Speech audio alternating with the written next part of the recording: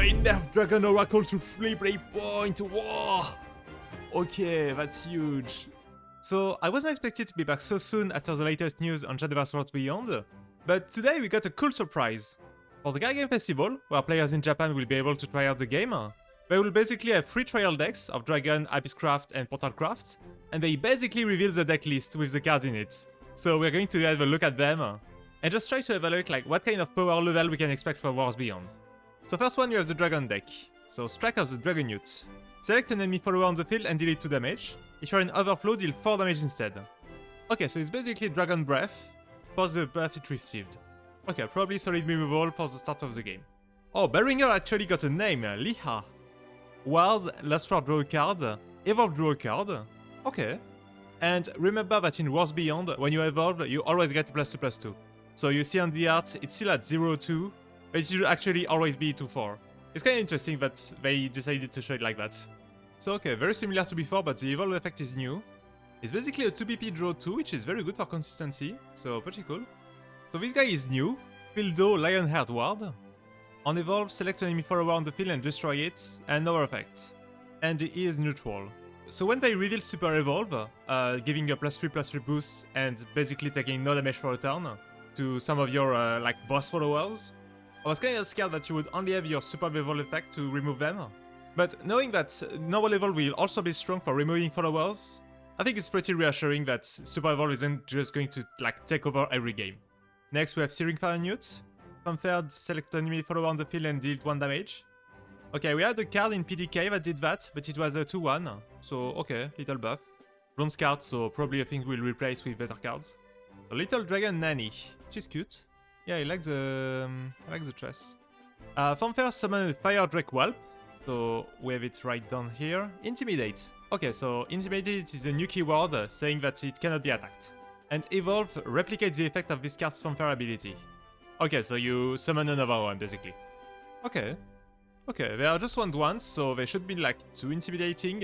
But if you have ways to buff them, they can like get out of hand. Okay. Next up, Dragon Sign. Gain a max play point.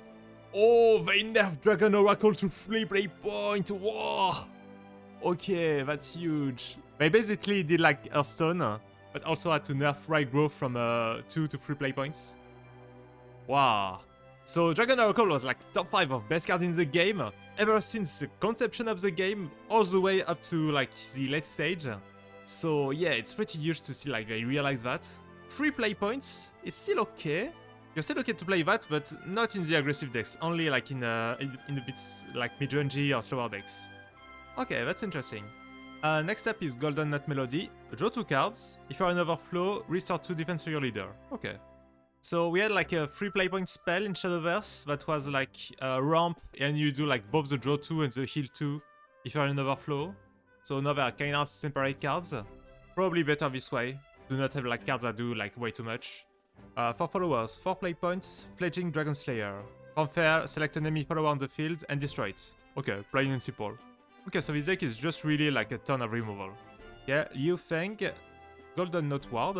Fanfare, if you're in Overflow, you evolve this follower, and when this follower evolves, you ramp. Okay. So I guess the play is that if you're going second on turn 5, you can just play it and evolve it. 5-5 and get a ramp. It's still very good to play on turn like 7 or 8, helping you connect to like the 10 play points. Okay, Calamity Breath, only 1 off. Deal 5 damage to all followers. Okay, even on your side. Olivia, we already got it revealed. It was Fanfare, draw 2, restore 2 defense to your leader, recover 2 play points. And on Super Evolve, you Super Evolve another follower on the field. But keep in mind that Dragon has the ability to ramp. We saw 2 ramp cards in the deck. So this could potentially be alive at turn 5 or 6. I believe that you can only evolve on turn 6 if you're second, and turn 7 if you're first. So we shouldn't be too worried about like Dragon just snowballing because it ramped. Garyo, we also saw it before. You summon like its 2 tokens, and if you Super Evolve, you get them extra effects. The Ward would get Barrier, and the Rush would get Storm. So seeing that we have like a neutral 2PP card to destroy 1 follower on a normal evolve, it's pretty reassuring to assure us that you can like try to clear the Garyu. But it's still like a lot of stats at once. So 999 Twilight Dragon, okay. Fanfare, give all enemy followers on field -0, -9. Okay, so not destroying. You're still proccing the last words. This clears Garyu actually.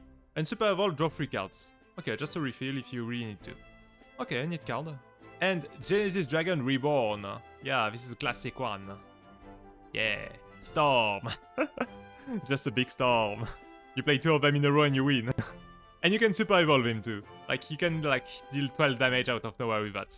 Okay, so basically this deck is trying to like ramp, trying to control the board a bit, and try to connect into Garyu, and then later on Genesis. Okay, looks pretty strong. Next up we have the Abysscraft deck. So let's look at the cards. Reaper's Deathlash. Select an allied and enemy follower on the field and destroy them. Okay. I believe the card in Shadowverse was named Necrophancer, the one that did that. The fact it only costs 1 is a bit scary. If you're able to produce a lot of 1/1 tokens, that could really give a big edge on Abyss. We'll have to see. Battlewinger we already saw, Fielder we already saw, and we have Devious Lesser Mummy. Fanfare, Necromancy 4, give his follower Storm. Okay, so just 2 to 4 damage out of nowhere if you want. Probably a card that we won't play once we get better cards. Oh, Mino is back. Nice. I like this one. Enhance 4, give his follower Rush and Bane. Okay, removal. And last word, add the skeleton to your hand. Okay, to your hand, so it's kinda slow. But like you see, you have a way to get a skeleton, play it on the field, and use it as tribute for Reaper's Deathlash. Archers, yeah! Iconic one too. Fanfare, add 2 shadows to your cemetery. Okay, so shadows and necromancy looks like they're just going to work just like in the regular Shadowverse. It also has World, and on Evolve, Necromancy 4, do this 2 times. Deal 2 damage to a random enemy flower. Okay, this is the first like random effect we get. You don't get to attack first, so you don't really manipulate it. It's gonna be able to like deal with Leah, potentially. I didn't see a lot of free freeze yet.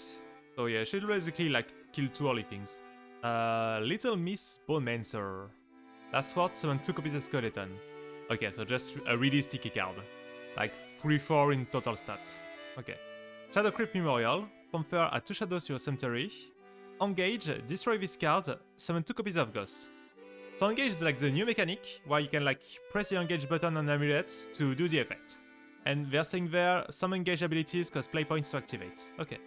So this one, you just destroy it whenever you want. So basically you can play it on 3, and either get the Ghost now if you want to trade, or you can like save them for later. Oh! Yeah, you could potentially save it for the Cerberus turn, because reminder that Cerberus is like Necromancy 6 give +2 attack to all of your allied followers. So you'd be able to like proc the Ghost and then buff them with Cerberus and get like 6 face.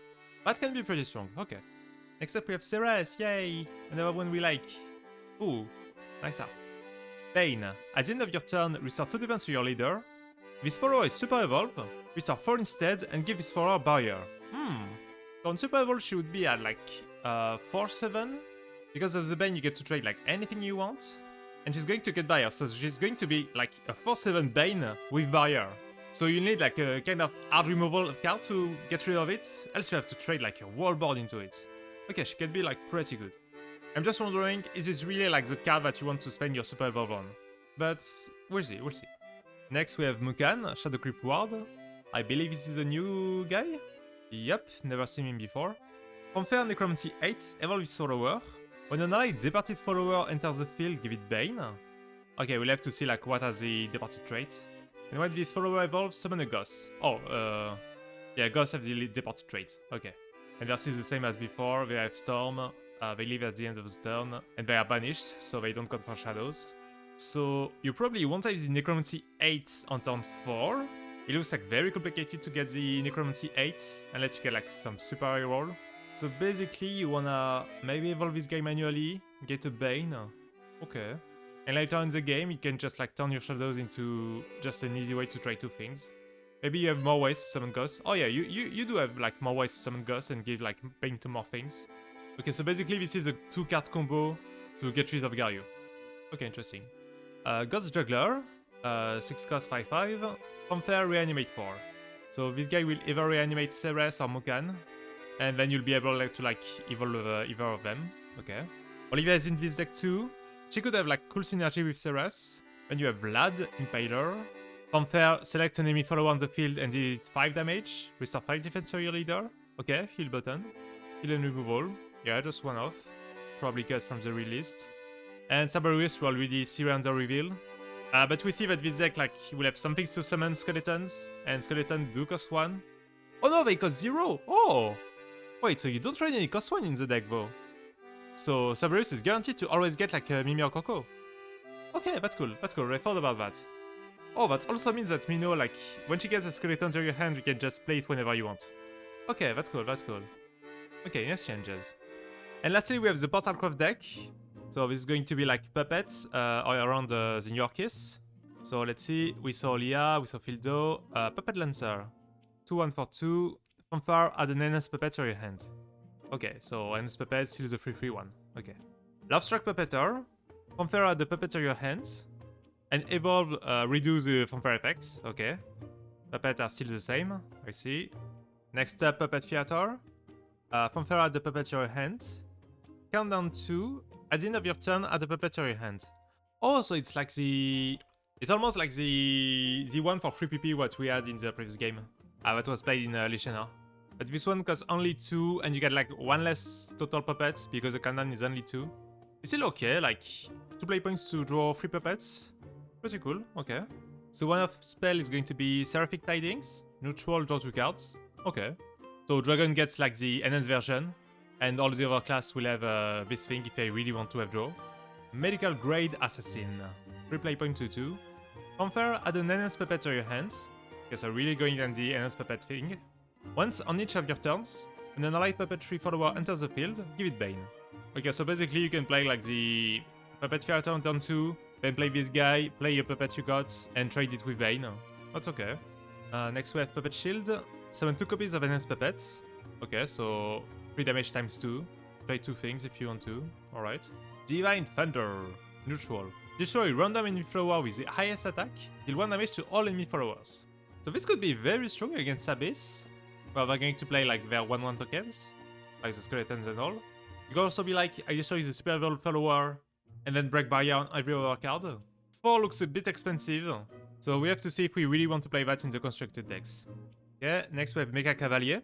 He has Wild, Evolve, Summon a Mecha Cavalier, so another copy of himself. And Super Evolve, Summon 2 instead. Wait, that's a lot of stats. Because just the Evolve is like 10-10 of stats, you get a 6-6 and a 4-4. And Super Evolve would be like 15-15 of stats. It doesn't really synergize with the puppet things, but it's pretty impressive by itself. Okay. We have the Return of Noah, a well-known card for players that played in the Puppet meta, the original one. Fanfare, add 3 copies of Puppet in your hand. Give all puppetries of followers in your hand +1/+0. Okay, so basically buffing your things to prepare for Orchis Lethal. Are the basic cards like puppetry cards? No, she has no trait. This guy has no traits. Okay, so it's really just a token. Okay. We still have Olivia. We already saw the Orchis that can summon a Lloyd, that can summon Enhanced Puppet on Super Evolve. That's going to give Storm and Bane to her puppets. But now we see that we have the option to like get Enhanced Puppet to our hands, buff them with Noah, with the +1 attack. And then if you have extra play points, you're able to like play them with Orchis to give them Storm and like increase your range. So on 10 play points, maybe you can aim for 14 to 15 damage. If you're able to set up for all this time.